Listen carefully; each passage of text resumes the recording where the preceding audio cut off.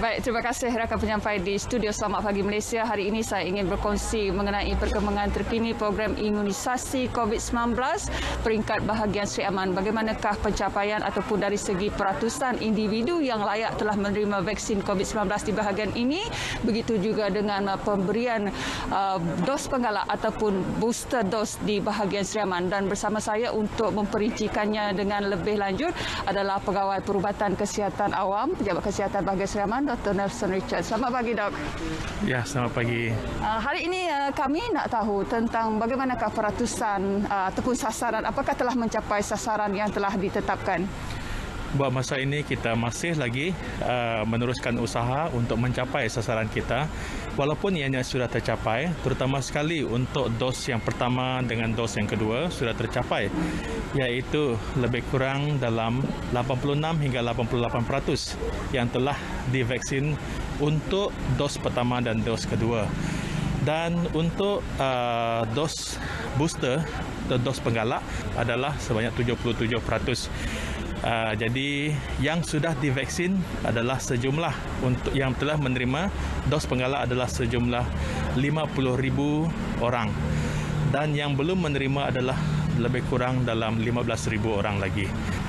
Dok, kalau dilihatkan dari segi bilangan lebih kurang dalam berbelasan ribu, kalau kita dikira mengikut peratusannya mungkin dalam 20%. Dari 20% tu dengan bilangan yang saya anggap begitu ramai, agaknya kenapa masyarakat kita ni mungkin dia tidak kurang berminat untuk mengambil booster dose?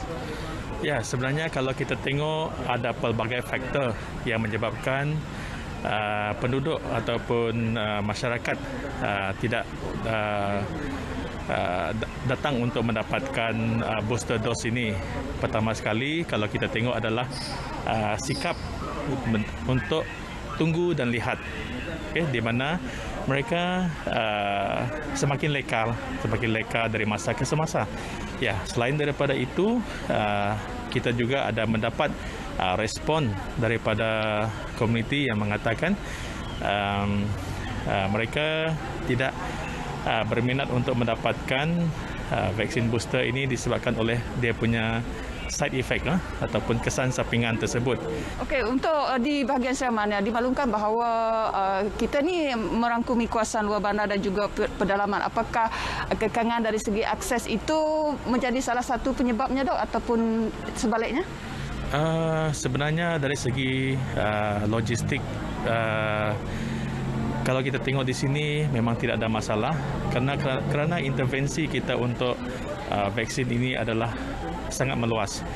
Dan selain itu, kita juga ada perkhidmatan doktor udara yang mengakses kawasan-kawasan yang sukar untuk diakses.